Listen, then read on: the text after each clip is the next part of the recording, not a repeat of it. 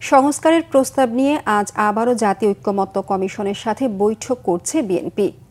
বিএনপির স্থায়ী কমিটির সদস্য সালাউদ্দিন আহমেদের নেতৃত্বে নজরুল ইসলাম খান সহ 5 সদস্যের প্রতিনিধি দল বৈঠকে অংশ নিচ্ছেন। বৈঠক শুরুর আগে সালাউদ্দিন আহমেদ সাংবাদিকদের বলেন, মুলতবি আলোচনা শুরু করছি, পর্যায়ক্রমে সব বিষয়ে আলোচনা হবে। দলীয় ফোরামের আলোচনায় যে সিদ্ধান্ত হয়েছে তা জানানো হবে আজ। সরকারকে সংস্কার নিয়ে সহযোগিতা করবে বিএনপি। এর আগে গত বৃহস্পতিবার আলোচনা করে বিএনপি। আমরা সব বিষয়ে খুব স্বচ্ছতার সাথে এবং আন্তরিকতার সাথে এবং খুব সিরিয়াসলি আমরা এই সংস্কার কার্যক্রমের সাথে সহযোগিতায় আছি।